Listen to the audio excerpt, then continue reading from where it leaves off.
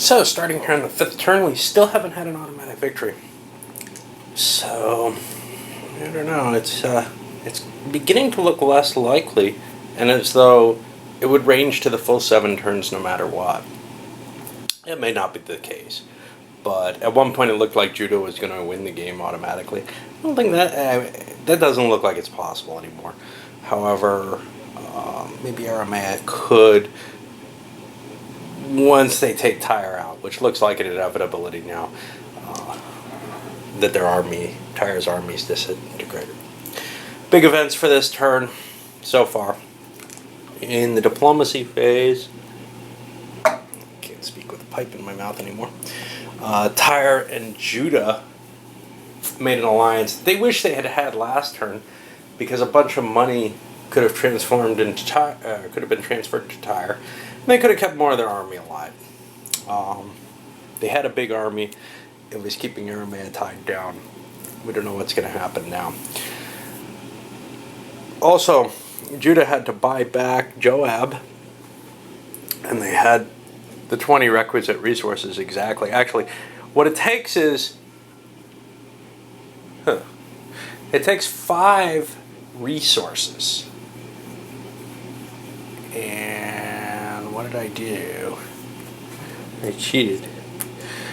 Which means, per point on the leader. Per point. So it would require 10 resources. They didn't have 10 resources, but they had 20 food. In fact, they didn't have any resources.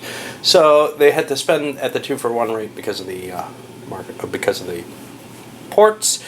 And now we got the first 6 of actions up here. Decent amount of actions, 3 of them. A couple events in there and a harvest. Nobody's going to be adding to their forces. Well, unless somebody gets whatever it is that allows you to change that hand of fate and wants to change the world a little bit. Alright, I guess onward. I rearranged the initiative order. The Philistines want to move with the Moabians, and that'll allow them to coordinate this unit into the Philistine army. And same thing, right? I mean, it's just a matter of time. And nobody else is pairing up with one of their allies. Well, in the action phase, Judah wipes out the Moabs in their south.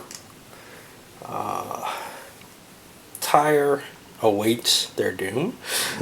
Aramea, well, Judah crossed Jordan and was defeated, and the Arameans moved over and have regained territory on the west bank there. And let's see what else we got. Philistines advanced, took a city at no cost, some more territory up in the north. Nobody's really opposed too much to what's going on there. So now we move into the harvest event, and then down to some actions. I got to turn this one up. Another harvest. All right. Okay, well, we pushed quickly through the resource phase, and you can see, well, the food, I hope it was a harvest. The harvest phase, and you can see people have a little bit more food, and we got another resource phase coming up after the next harvest. Event phase, nothing really happened, everybody drove shit. And now, Aramea is beginning to have some dirty thoughts, along the lines of, Moab has nothing. Sweep in and take what we can from them. Right now, by my count, we're at 1, 2, 3 additional cities, and that's it. I need 5 more to win. Moab's sitting on 2 of those 5. Jerusalem's another one. Here's 2 more. I'm within striking distance. Let's do this thing. And that might change the alliance structure. That may make it so that the Philistines and Arameans can never ally. But everyone else is kind of... Aramea has stayed out of, for example, the Moab alliance, even if it was Moab's decision. Okay, well, Judah is sliding up to face the Aramean threat. Tyre played this vacillating force on Aramea, prevent them from getting broken through and hitting their capital. It's really delay things as much as they can, try to prevent Aramea from destroying them before maybe Aramea is so weakened that they can't. But I don't think that's going to be the case. I think Aramea can finish this off with the forces they have up there without any problem. But we can see. Aramea themselves crossing over, beginning to push down into Moab. And the Philistines expanding their territory, grabbing some of their homeland back in some of this area here. They can't grab Aramaean territories, though, because they're allied, so they're going to have to shift that unit over. Alright, it's another action phase after that. 3, 4, 5. I think. Yeah. I think this is gone, and I think I owe 2 of these. Okay, we have a build phase in the future. I know somebody who does not want that build phase, notably Aramea, and they have a counter in their hand to prevent it. I hand a fate counter.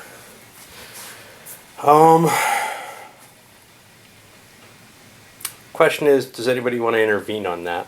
And I got to stop and take a quick look. Aramea indeed gets away with it, putting another action and event into play instead of some resources. However, someone, Moab, still has an answer. I'm going to play a Royal Death on Aramea for this action phase. Try to slow this thing down. Royal Death, one of the problems is you got to look each of these up. Royal Death's a 25. When played, the units of the player country may not move or attack for the current action phase. I think somewhere or another they actually remove a leader or something, because then they come up... There's a question somewhere in the facts. Do you remove David for this? Where did that come from? You know? It doesn't seem to have anything to do with it, except that David's the king. But would other countries lose a leader? I don't know. Anyway. What do we have? I guess we're jumping into this action phase.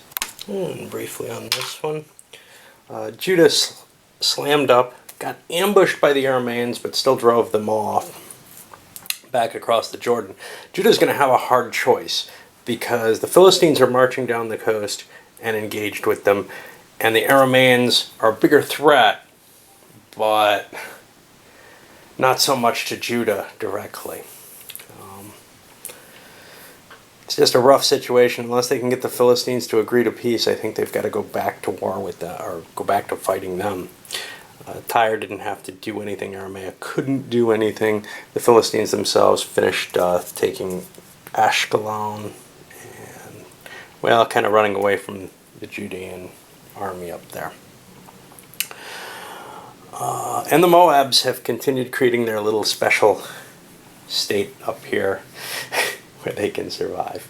Alright, 3, 5, we get another one. And it's another build phase, and this time the Arameans can't do anything about it. And that's kind of troublesome to them. Now, on to the events. Harvest, action.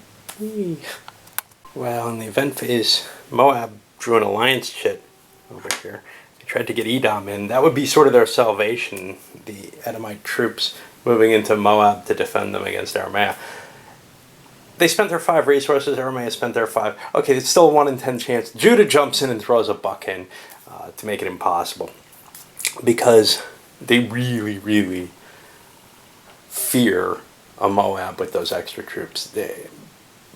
Even if they're, engaged against Aramea to begin with, they're sure it's going to come after them eventually, and they just don't want to see that activity in place. All right, well, that's the event phase. And now we start counting, and what do we got here? Another action. Sorry about that. That was a harvest rather than a resource. And on the action phase that is following, Tyre is again playing a vacillating forces.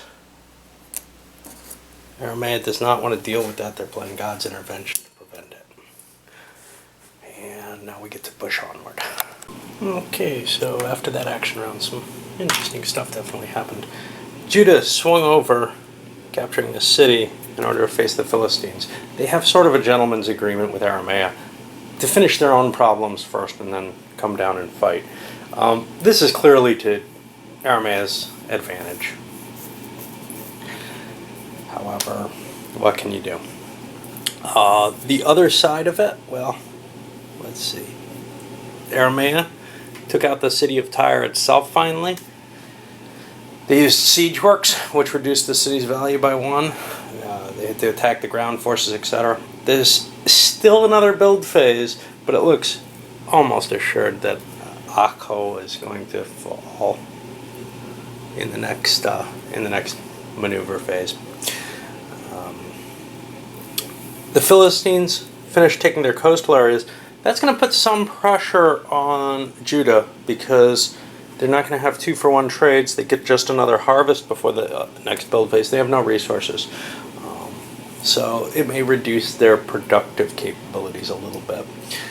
And Moab pushed further into Judah, and not really in any hope of hooking themselves up, but just of getting some resources from this little captive kingdom they've got in order to help defend Moab against the Aramaeans. That's a pretty hopeless goal, though. Judah's in a hard place. They're kind of in the situation where they probably are looking at cutting a deal with the Philistines, and the Philistines saying, look, we'll try to fight Aramea up there, you try to fight them at the Jordan, and, you know, do whatever you like with Moab over there. But Aramea is clearly the opponent at this point and has to be dealt with. All right, well, an event phase and then onward. Okay, after an event phase where nothing happened except draws, then there was a harvest phase. Tyre played a decreased harvest on Aramea. Great. Didn't have a lot of effect there. Aramaea's got so much food that they don't really need to worry too much about it. The only real question is, would they keep supporting the Philistines? And probably not. They kind of like where things are right now. They can take out Moab. Judah can push forward and get itself entrenched with the Philistines, hopefully without there being a clear victor. Perhaps throwing a little bit of food towards them or other resources may be of some value, but we'll see. Now we're on to the build phase, and we'll see what those armies end up looking like afterwards. One thing I noticed, I may have forgotten to add these 3 territories to the Philistines' food once or twice, who knows. They were never captured by Judah and are kind of sitting there on the edge. And depending on how I counted, if I subtracted and added from the base value, we were fine. But I think at least once I counted down the line and probably forgot. No big deal.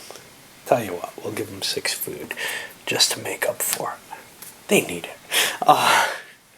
Alright, yeah, we're kind of cheating in favor of Aramea, but I'm pretty sure that I did this and imposed this penalty accidentally on the Philistines. Anyway, we've got the builds, and then we'll have an action phase following.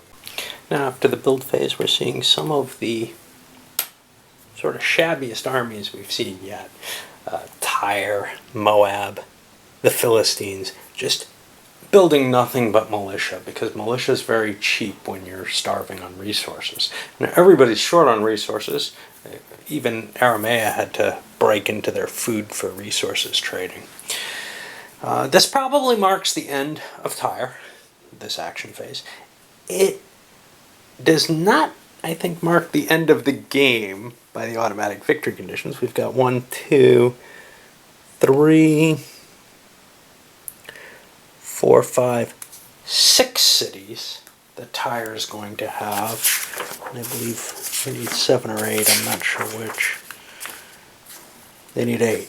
So they'll need 2 more cities after they finish this action phase.